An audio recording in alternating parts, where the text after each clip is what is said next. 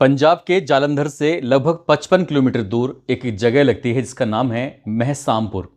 दरअसल एक कार में सवार एक महिला और एक पुरुष जब इस महसामपुर के पास आते हैं, रुकते हैं, तो जैसे ही उन्होंने अपनी खिड़कियां खोली, खिड़कियां खोलते ही बाइकों पर सवार होकर कुछ बदमाश आते हैं। उनके हाथों में हथियार थे और वो ताबड़तोड़ गोलियां चलाना शुरू कर देते हैं। एक के बाद एक गोली चल रही थी, लेकिन इस गोलियों की आवाज़ों को इससे पहले कि कोई सुन पाता, तब तक बदमाशों ने जो कार में बैठे हुए एक महिला और एक पुरुष होते हैं, उनकी गोली मारकर हत्या कर देते हैं।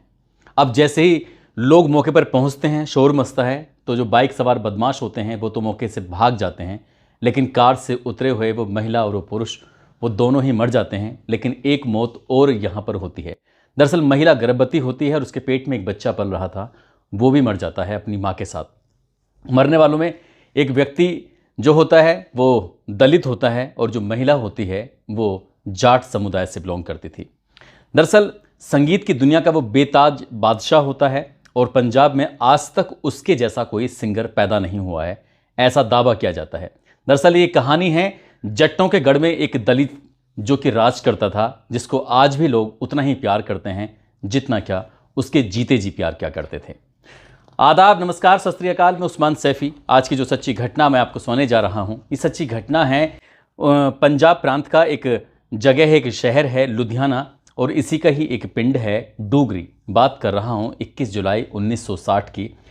हरि सिंह संडीला के घर में एक बालक का जन्म होता है, जिस बालक का नाम धन्नी राम रखा जाता है। वक्त थोड़ा आगे बढ़ता है। जब वो बालक बड़ा हो रहा था तो उस बालक को म्यूज़िक से बहुत ज़्यादा प्यार होता है, लगाव होता है। उसे गाने सुनना, गाने सुनाना उसको बहुत अच्छा लगता था। और जैसे जैसे वक्त आगे बढ़ रहा था, उस बालक का शौक़ था कि वो उसे इलेक्ट्रीशियन बनना था। लेकिन इलेक्ट्रीशियन बनने का जो उसका ख्वाब था वो अधूरा रह जाता है, क्योंकि उसका जो शौक़ था, उसका जो शौकीन मिजाज था, वो संगीत का था। इसलिए उसने मौका मिलते ही ढोलक सीख लेता है और मौका मिलते ही वो हारमोनियम सीख लेता है। लेकिन वक्त के साथ साथ जैसे आगे बढ़ रहा था वैसे वैसे ज़रूरतें बढ़ रही थी, और ज़रूरतें बढ़ रही थी तो उसने प्राइवेट कंपनी में नौकरी करना शुरू कर देता है।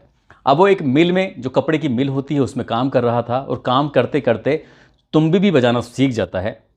और ढोलक बजाने में वो बहुत माहिर होता है, साथ ही हारमोनियम बजाने में बहुत माहिर होता है। और तुम्बी जब वो बजाया करता था तो उसकी तुम्बी सुनने के लिए लोग रुक जाया करते थे। और वो चाहे अपनी मिल में काम करता था तो उससे लोग काम कम कराया करते थे। कहते थे कि तुम तो बस गाना सुना दो, गीत सुना दो, बस हम तुमसे और कुछ काम नहीं चाहते। और उसके बदले में बाकी लोग काम कर लिया करते थे।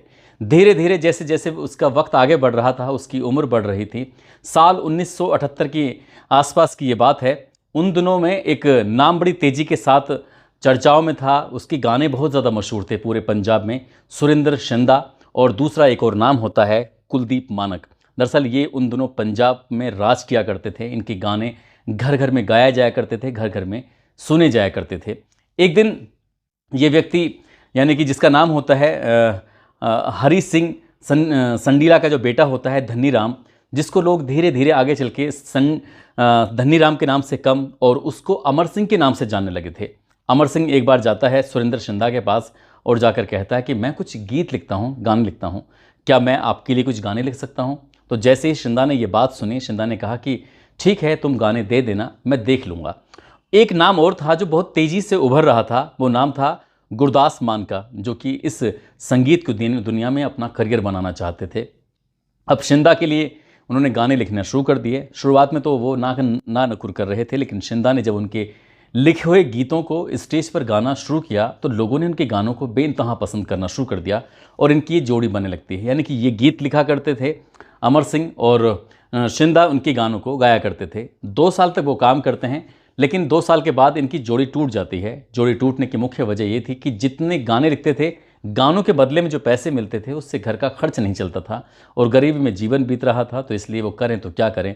उन्होंने सोचा कि जो गाने वो लिखते हैं, इन्हीं गानों को वो खुद गाया करेंगे। इसके लिए उनसे विदा ले लेते हैं, अलविदा ले लेते हैं। अब साल 1980 के आसपास की बात है, जब इन्होंने शिंदा का साथ छोड़ देते हैं तो अमर सिंह अपने खुद के गाने गाता था। उसने एक टीम ऐसी तैयार की जो जगह जगह जाकर स्टेज शो करने लगे, और स्टेज शो जब होते थे, अब इस अमर सिंह को लोग जानने लगे, पहचानने लगे। धीरे धीरे जैसे ऐसे जैसे नाम चमकता है किसी का, जो एक सितारा चमकता है, तो इसलिए उसको संडीला की जगह चमकीला नाम धोखे से गलती से ले दिया जाता है स्टेज पर। और अब अमर सिंह चमकीला एक नाम बहुत तेज़ी के साथ लोगों की ज़ुबान पर आने लगा। उन्होंने अपने गाए हुए गानों से, गीतों से, उस पंजाबी सॉन्गों से सुरेंद्र शिंदा, कुलदीप मानक और गुरदास मान जैसे बड़े बड़े दिग्गजों को बहुत पीछे छोड़ दिया था। अब जहाँ भी चर्चा होती थी वो हमेशा चर्चा होती थी अमर सिंह चमकीला की। जब अमर सिंह चमकीला की चर्चा होती थी तो अमर सिंह उन दोनों जो गीत लिखा करते थे, उनके गीत कुछ इस तरह के होते थे जिसमें पति पत्नी के रिश्तों के बारे में बताया जाता था, जिसमें यौन शिक्षा के बारे में बताया जाया करता था, जिसमें सुबह में बढ़ते नशे के बारे में बताया जाया करता था, जिसमें शराब के बारे में बताया जाया करता था, घरों में औरतों पे होने वाले जुल्म, उनके साथ होने वाली मारपीट के बारे में गानों के माध्यम से बताया जाया करता था। महिलाओं के किसी गैर मर्द से, पति के अलावा किसी से अवैध संबंध होते थे तो गानों में उसके बारे में भी जिक्र किया जाया करता था। साथ ही स्टेज शो करते करते वो गालियों का भी प्रयोग किया करते थे। अब इसी तरह से लगातार इनके गाने हिट पर हिट होते चले जाते हैं और कुछ इस तरह की बातें होने लगती हैं कि साल में 365 दिन होते हैं, ऐसा रिसर्च कहती है, लेकिन वो साल में 365 नहीं बल्कि उनको 366 दिन काम मिलने लगता है। स्टेज शो पर जब जाया करते थे तो उनकी मांग इतनी बढ़ जाती है कि वो मुंह मांगी रकम मांगा करते थे। यानी कि 1980 के दशक की ये बात है, 4-4.5 हज़ार रुपये प्रति स्टेज शो के मिलना ये बहुत बड़ी बात हो जाती है। अब ऐसी स्थिति में आगे इनका काम बढ़ ही रहा था और इनकी ज़िंदगी में यानी कि जो 7 गाना गाया करती थीं, एक उषा नाम की एक सिंगर होती हैं, साथ ही सोनिया होती हैं, लेकिन उषा और सोनिया के साथ इनके गाने कुछ ज़्यादा पसंद नहीं होते थे। इन्हें ज़रूरत थी कि एक ऐसी बढ़िया सिंगर जो उनके साथ मंच पर शेयर कर सके, जो गाने गा सके। और एक नाम आता है अमरजोत कौर का। अमरजोत कौर शादीशुदा होती हैं और वो सिंगर थीं, लेकिन उनके पति को उनका शौक ये पसंद नहीं था। उन्होंने कहा कि तुम गाने वाने ना गाया करो, ना ही स्टेज पे जाया करो, इसलिए घर रहो और अपना काम करो। लेकिन उनको लगता था कि मुझे सिर्फ गाने ही गाने हैं और मैं गाने गाने के लिए ही बनी हूँ, इसलिए वो अपने पति से तलाक लेती हैं। और एक बार उनकी मुलाकात होती है अमर सिंह चमकीला से, और जब अमर सिंह चमकीला से अमरजोत कौर की मुलाकात होती है तो वो दोनों गाने साथ साथ गाया करते थे। अब इनके गानों की धूम कुछ इस कदर मचने लगती है कि वो सिर्फ पंजाबी नहीं बल्कि भारत के अलग अलग हिस्सों में भी सुने जाने लगे और वो देश की सीमाओं को पार करते हुए ये कनाडा, अमेरिका, दुबई जैसे कई देशों में उनके गाने गाए जाने लगे, सुने जाने लगे। और जो भी इनकी कैसेट आया करती थी वो कैसेट हाथों हाथ बाजार से उड़ जाया करती थी। धीरे धीरे करके ये दिलों पर राज करने लगते हैं और वक्त आगे बढ़ रहा था। इनके जब आगे बढ़ रहा था उस वक्त 1985 के दौर की बात है, जब अमर सिंह चमकीला का नाम बहुत तेज़ी से चमक रहा था। उन्हीं दौर में, उसी दौर की बात है, उसमें आतंकवाद भी बहुत तेज़ी के साथ पनप रहा था। आतंकवाद भी अपनी जड़ें बहुत मजबूत तरीके से जमा रहा था और वक्त के साथ साथ लोग इनके दुश्मन भी होते चले जाते हैं। एक तरफ इनके लिखे हुए गाने जो कि कुछ लोगों को पसंद नहीं आते थे और बहुत बड़ी संख्या में लोगों को पसंद आया करते थे, तो कुछ लोगों ने प्लानिंग की कि इस तरह के गंदे गंदे गाने गाता है और जो स्टेज शो पे गाता है, बच्चे भी होते हैं, महिलाएं भी होती हैं, आदमी भी होते हैं, स्टेज पर जब ये गाना गाता है तो उसमें बड़ी संख्या में लोग इकट्ठे हो जाया करते थे। उस दौर में 500 लोगों को इकट्ठा करना मंच के पास ये बहुत मुश्किल काम होता था। लेकिन जैसे ही किसी को पता चलता था कि अमर सिंह चमकीला आ रहा है तो समझ लेना कि उस दौर में बड़ी संख्या में लोग स्टेज शो को सुनने के लिए आ जाया करते थे। दूसरा, जैसे इनकी शादी होती है, ये खुद तो दलित होते हैं लेकिन इनकी पत्नी यानी कि अमरजोत जो शादीशुदा होती है वो अपने पति से तलाक लेकर इस अमर सिंह चमकीला से ये शादी कर लेती है। और अमर सिंह चमकीला की जो शादी होती है वो अपनी पत्नी से तलाक लेकर अभी दोनों साथ साथ रहने लगते हैं, साथ साथ स्टेज शो करने लगते हैं और इनका नाम पूरी दुनिया में मशहूर होने लगता है। तीसरा, उनके आतंकवाद उस वक्त बहुत ज़्यादा पनप रहा था, यानी कि 3 तरह के दुश्मन। एक वो जो गाने लिखे हुए कुछ लोग पसंद नहीं करते थे, एक वो जो इनकी शादी से नाखुश थे क्योंकि ये खुद दलित और जाट लड़की से शादी हो जाती है। तीसरा, आतंकवाद जो पनप रहा था, खालिस्तानी जो पनप रहे थे, उन्होंने इन्हें कम पसंद किया करते थे। ऐसे ही करते करते बात 8 मार्च 1988 की होती है और 8 मार्च 1988 को महसामपुर में इनका एक स्टेज शो होने वाला था, जहां बड़ी संख्या में पहले से ही लोग इनका इंतज़ार कर रहे थे।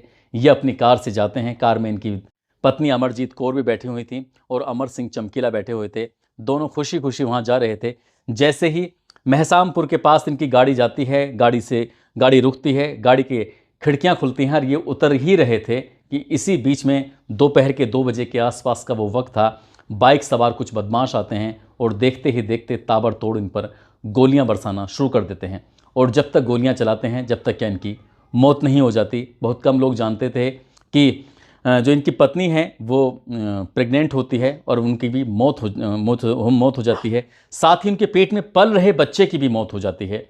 और ये बदमाश तो वहाँ से आराम से आसानी से भाग जाते हैं, लेकिन आज तक इस बात को बीते हुए एक लंबा अरसा हो चुका है, लेकिन ये कोई नहीं जानता कि वो बदमाश कौन थे। क्या वो इनके प्रतिद्वंदी जो इनके सिंगर होते हैं, जो इनसे नफरत क्या करते थे, क्या वो सिंगरों ने गोली चलवाई थी? क्या वो लोग थे जो इनके गानों को पसंद नहीं क्या करते थे? क्या वो लोग थे जो आतंकवादी थे? क्या वो लोग थे जो इनकी शादी से नाखुश थे? पुलिस ने इस मामले में जांच तो की, लेकिन ये बताया जाता है कि पुलिस ने ईमानदार से ईमानदार कोशिश नहीं की थी। इसलिए अमर सिंह चमकीला और उनकी पत्नी की हत्यारा कौन था, किसने हत्या की, आज तक भी एक सवाल बना हुआ है।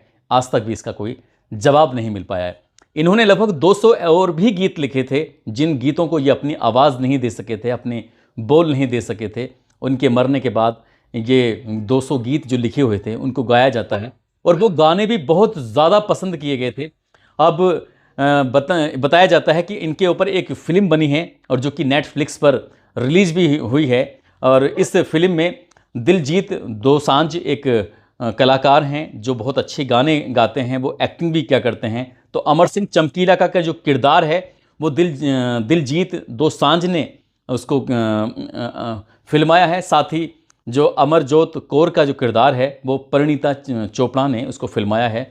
और लोग बताते हैं कि ये बहुत ही शानदार फिल्म है जिसको लोगों ने खूब पसंद किया है। दोस्तों, इस पूरे घटनाक्रम को, इस कहानी को सुनाने का उद्देश्य किसी को परेशान करना नहीं है, किसी का दिल दुखाना नहीं है, बल्कि आपको जागरूक करना है, आपको सचेत करना है। और जाते जाते आज शहजादी गौरी हैं, साथ ही हर्षल बेदरे हैं, आज इनका जन्मदिन है। इनको जन्मदिन की ढेरों सारी शुभकामनाएं, बहुत बहुत मुबारकबाद। साथ ही कुछ लोगों ने नाम लेने की अपील की है, जिसमें नसरीन बानो राज पुरोहित जालोर से हैं, आमिर सैफ़ी, शिवम, साक्षी, रितु, शांतनु, ध्रुव जो कि छत्तीसगढ़ के रहने वाले हैं, आजम सिद्दीकी जो मेवात से हैं, मोहम्मद शाहिद खान नूह से, दिया कुशवाहा राजकोट से हैं, मंजूर हुसैन, आकाश प्रधान, मोहम्मद रुस्तम अली जो बिहार से हैं, तरुण साहू, उषा रावत, संजीव शर्मा, जफ़र आलम, गुलबहार आलम, रोशन राय जो कि बिहार के रहने वाले हैं। आप सब लोग अपना ख्याल रखें, सुरक्षित रहें। जय हिंद, जय भारत।